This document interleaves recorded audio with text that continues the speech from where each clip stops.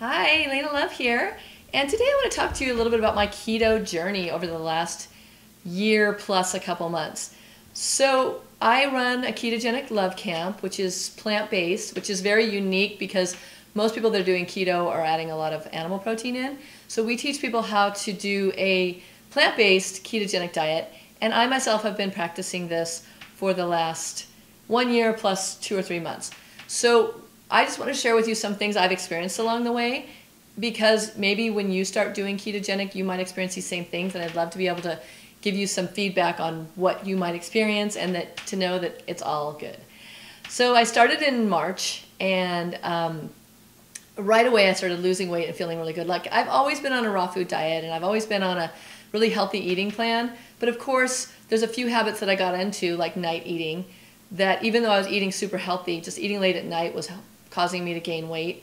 And I was probably eating more carbohydrates than I should, even though they were healthy carbs like sweet potatoes and pumpkin and things like that. I was still avoiding grains, but I was just eating maybe more than I needed to, and also the wrong kind of combinations of foods. So when I got into the ketogenic diet, it was really exciting because I finally kind of figured out how many carbohydrates things have. So I was able to follow a pretty strict program of between 20 to 50 grams of net carbohydrates a day. And doing that, I lost a lot of weight last summer, like right away. I felt really good. I started to get really lean again. All my clothes were fitting amazing. And the whole summer felt great, high energy. I was coming home at night and like painting tables and working on things and felt super great. So that was like the first 3 or 4 months, just feeling awesome. And then as fall and winter started to hit, I live here in Bend, Oregon, which is a little colder. I started noticing the night eating coming back in, and even though I was eating pretty close to a strict ketogenic plan, I was probably upping my carbs because I was eating frozen fruit at night and making it into ice cream and like just kind of splurging a little bit more. And I feel like now, as I'm coming back into summer again and seeing how my body is balancing out again, like I'm eating less at night because I made myself accountable. What I started to do with that is like, hey guys, like some of my girlfriends and people in my life, this is a habit that I've gotten into that I need help with. So just by acknowledging that I was doing it to other people and that they could say, all right, we'll check in with you from time to time. How's that night eating going? I've been able to, just because there's a witness other than me, I've been able to stop that habit again and immediately notice that I'm feeling a lot more balanced again with my eating. So it's not really about what I was eating more than when I was eating. So now I'm having a 12-hour window of not eating and a 12-hour window of eating. And you can do that, and we'll talk in another video about intermittent eating, or some people call it intermittent fasting, but where you're either doing a 16-hour or 12-hour block of not eating a day. And it really just depends on you, where your hormones are at in your body. So I'll do another video on that. However, today I'm just talking about the ketogenic diet, what my experience has been. And really what I want to say is that I've noticed that it doesn't really matter about the amounts of vegetables that you eat, even though some vegetables like a red bell pepper can have more carbohydrates than, say, lettuce. If you're eating a lot of healthy vegetables, as long as they're not like cooked pumpkin and cooked sweet potatoes and cooked potatoes, things like that, but fresh raw vegetables, you can eat all you want. Like, those are healthy, those are full of nutrition, those are amazing.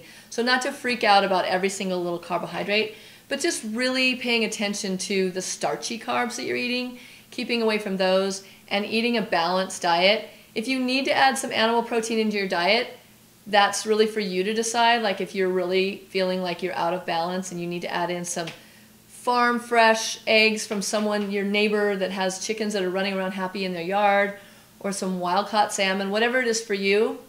It's not about being dogmatic, like dogmatically plant-based or dogmatically ketogenic or dogmatically anything, but finding your own hormonal right balance in this.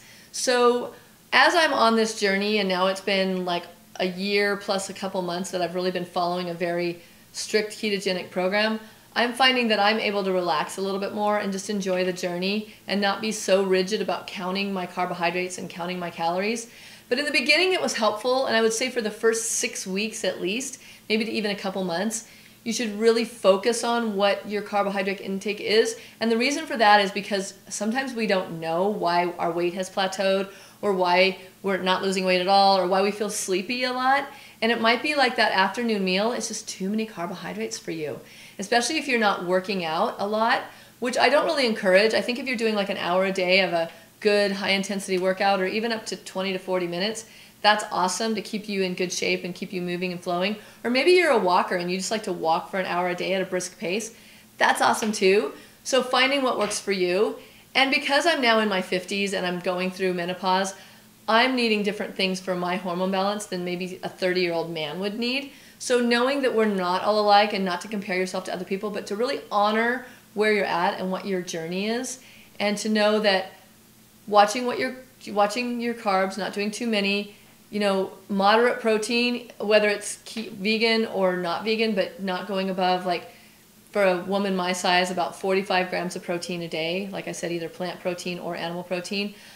Because animal protein especially does turn into carbohydrates in your body, and it will make you gain weight. So the new science is, which is kind of exciting for those of us who followed plant-based for so long, lower animal protein is ideal and is best. So we're not looking for these paleo and keto high animal protein consumption. We're trying to find a moderate amount of that, and lots more plants. So eat all the plants you want, make sure they're healthy and vibrant, lots of raw, big fat salads, all the, avocado oil, olive oil, coconut oil, cacao butter you want. Just, enjoy the fats and just keep your sugars and carbs low. So very little fruit. If I do have fruit at all, it's some berries.